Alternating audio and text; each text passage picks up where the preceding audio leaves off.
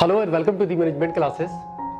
आज इस वीडियो में हम लोग मोनोपसोनी को डिस्कस करेंगे और उसका प्राइस डिटर्मिनेशन को देखेंगे कि किस तरह मोनोपसोनी के अंदर प्राइस एंड आउटपुट डिटर्मिन किया जाता है। सबसे पहले हम जाने कि मोनोपसोनी कहते किसे हैं। देखिए, मोनोपोली हम पहले पढ़ चुके हैं। मोनोपोली एक कंडीशन होती है जहां पर सिर्फ एक सेलर होता है, सिंगल सेलर।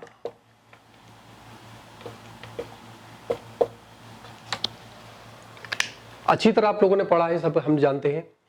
इसका एकदम उल्टा मोनोपसोनी होता है। मोनोपसोनी के अंदर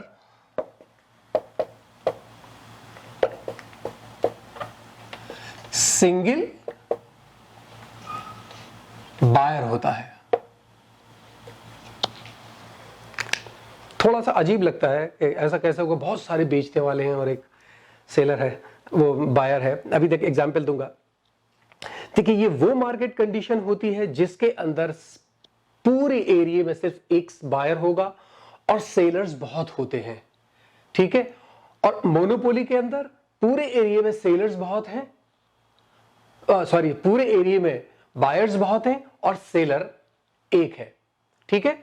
तो ये मार्केट की वो कंडीशन होगी जिसके उस एरिया के अंदर कोई और खरीदने वाला नहीं होगा।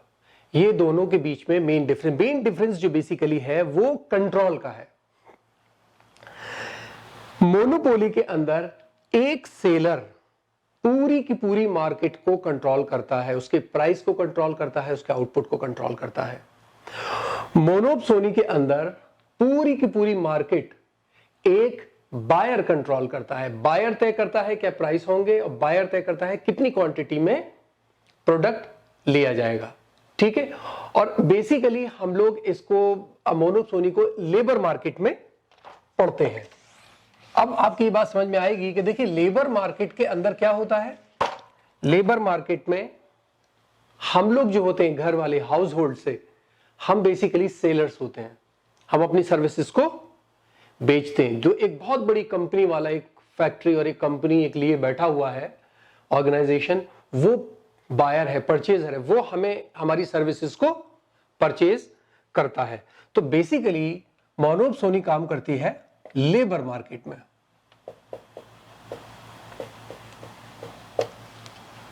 ठीक है। जैसे वो माइंस वगैरह होती हैं, खोदती हैं नीचे से, तो उसमें क्या होता है, एक बड़ा सा एरिया होगा दूर दराज में, वहां पर एक कंपनी है, उसने अपनी माइंस खोदना शुरू की हैं।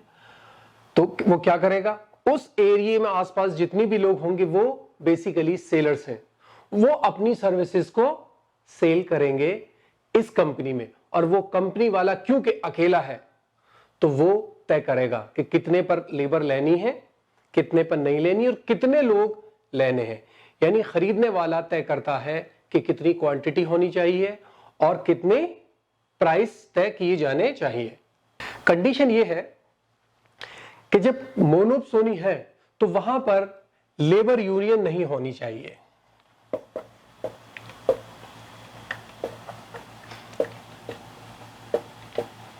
अगर लेबर यूनियन होगी तो फिर वो यूनियन बना लेंगे और फिर वो अपनी मर्जी से काम करेंगे। तो अगर मोनोपसोनी को काम करना है तो लेबर यूनियन नहीं होनी चाहिए। दूसरी चीज, वर्कर्स मोबिलिटी नहीं होनी चाहिए।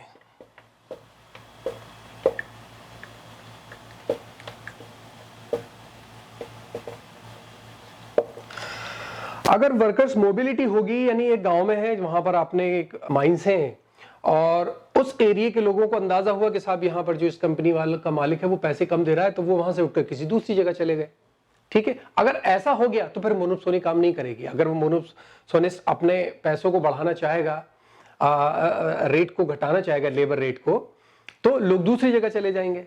तो इसलिए एक कंडीशन है कि वहां लेबर यूनियन नहीं होनी चाहिए और ना ही वर्कर्स मोबिलिटी होनी चाहिए।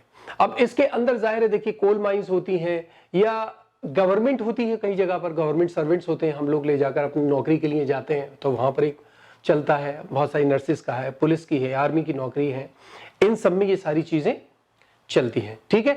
अच्छा, अब इसकी दो कंडीशन को हम समझेंगे। एक, मोनोपसोनी कैसे काम करती है जब लेबर यूनियन नहीं है, और जब लेबर यूनियन आ जाती है तो किस तरह से मोनोपसोनी काम करना बंद करती है, ठीक है, तो इसके लिए फिगर की जरूरत होगी, तो मैं पहले फिगर बनाता हूं फिर शुरू करते हैं एज यूजुअल। ठीक है, तो चलिए ये फिगर मैंने बना ली है। देखिए यहां हमने वाई एक्सिस पर वेज लिया है उसका, और यहां क्वांटिटी ऑफ लेबर ली है, यानी ये क्वांटिटी ऑफ लेबर बढ़ रही है इधर, और ये हमारी वेज बढ़ रही है। ये ब्लैक वाला जो है ये हमारा रेवेन्यू कर्व है, मार्जिनल प्रोडक्ट ऑफ लेबर, यानी जो हमारी मार्जिनल रेवेन्यू है उससे हमने टोटल लेबर से मल्टीप्लाई किया। जो डिमांड कर्व होता है सिंपली हमारा डिमांड कर्व है, मैंने लिखा है ब्रैकेट में, ये हमारा डिमांड कर्व है यानी marginal revenue product of labour. ये हमारा एवरेज कॉस्ट कर्व है जिसको बेसिकली हमारा सप्लाई कर्व है। ठीक है, और उसके ऊपर ये हमारा मार्जिनल कॉस्ट कर्व आ रहा है। अब पहला तो सवाल ये होता है कि मार्जिनल कॉस्ट एवरेज कॉस्ट से क्यों बढ़ती जा रही है, जितना आप आगे बढ़ेंगे बढ़ेगी। उसकी मेन वजह यह है कि जब भी एडिशनल लेबर को एम्प्लॉय करेगी वो फर्म, तो उसको उस लेबर को हायर वेज देनी पड़ेगी, और जाहिर है फिर बाकी लोग भी लड़ेंगे कि हमें इतना क्यों, सबकी बढ़ानी पड़ेगी।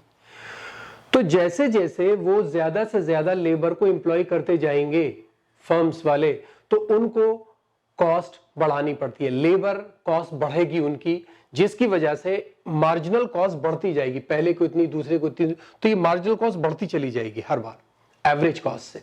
ठीक है, इसलिए इसकी मार्जिनल कॉस्ट एवरेज कॉस्ट से हमेशा ज्यादा रहेगी। As the number of workers increases, the difference between the marginal cost as well as the average cost also increases. अब देखिए यहां हमारा इक्विलिब्रियम कहां होता है, जहां हमारी डिमांड और सप्लाई मिल जाए। तो वो मान लीजिए हमारा ये पॉइंट ई आया, ये हमारा डिमांड कर्व है, ये हमारा सप्लाई कर्व है, इस पर Q1 क्वांटिटी आ गई और W1 वेज, यानी इस वेज पर ये क्वांटिटी एम्प्लॉय की जाएगी। ठीक है, यहां तक हो गया। ये वो केस है जब के सिंपल मार्केट को हम इक्विलिब्रियम में लाना चाह रहे हैं, लेकिन अब मोनोप्सोनी अपनी पावर को प्ले करेगी। अब मोनोप्सोनी अपनी पावर लेकर आएगी, वो कहेगी नहीं, क्योंकि मैं अकेला हूं, इन्हें करना है, करें काम ना करें, मैं तो अपनी मार्जिनल कॉस्ट को देखूंगा कि मेरी मार्जिनल कॉस्ट कितनी आ रही है, उसके हिसाब से पे करूंगा, और वहां मैं देखूंगा कि मेरी एवरेज कॉस्ट कितनी है और कितना मुझे प्रॉफिट मिल रहा है। तो वो आ जाएगा वापस E1 पर,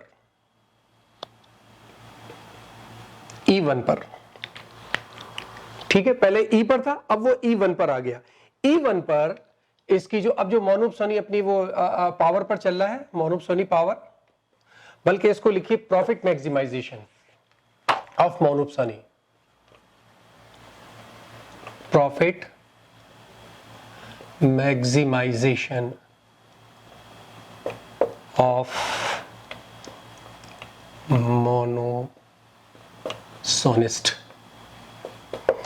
मोनोप्सोनिस्ट किस तरह प्रॉफिट को मैक्सिमाइज कर रहा है, वो कह रहा है कि नहीं, मैं अपनी, हमारा क्या था पिछली आपने मार्केट में देखा होगा, मार्जिनल कॉस्ट और मार्जिनल रेवेन्यू साथ होने चाहिए। तो यहां पर मार्जिनल रेवेन्यू और मार्जिनल कॉस्ट दोनों E1 पर सेम हो रहे हैं। उसने वहां पर अपनी क्वांटिटी निकाली कि मुझे क्वांटिटी रिड्यूस कर Q2 कर ली, क्वांटिटी जो है वो रिड्यूस की Q2 पर। ठीक है, अब वहां पर वो वेज कितनी रखेगा, वो अपनी एवरेज कॉस्ट के हिसाब से यहां रखेगा W2। वो कहेगा मैं तो W2 पे करूंगा, क्योंकि उसके मार्जिन्स यहां पर दोनों टच कर रहे हैं। वहां से उसने देखा कि ये मेरी क्वांटिटी है और ये मेरी क्वांटिटी है, तो वहां उन्होंने अपनी जहां उसकी एवरेज कॉस्ट आ रही है उस कॉस्ट के हिसाब से उसने दे दिया, और वो एवरेज कॉस्ट उसकी आ रही है, दे दिया उसने। और मार्जिनल कॉस्ट कहां जा रही है, तो ये क्या हुआ पूरा, ये उस मोनोप्सोनी का प्रॉफिट हो गया, यानी वो इतना पे करेगा लेकिन इतना काम ले रहा है। तो जॉन रॉबिन्सन ने भी ये बात कही कि अगर किसी इंप्लॉइज को आप उसकी मार्जिनल कॉस्ट से कम दे रहे हैं तो वो एक्सप्लॉयटेशन है। तो बेसिकली ये एक्सप्लॉयटेशन है, क्योंकि यहां वो इतना ऐड कर रहा है और आप पे इतनी कर रहे हैं। ठीक है, यहां तक तो बात चली कि मोनोप्सोनिस्ट काम कर रहा है जब कोई लेबर यूनियन नहीं है, मोबिलिटी नहीं है। अब मान लीजिए लेबर यूनियन आ जाती है तो क्या होगा? अब अगर लेबर यूनियन इंटर कर गई, अब क्या होगा?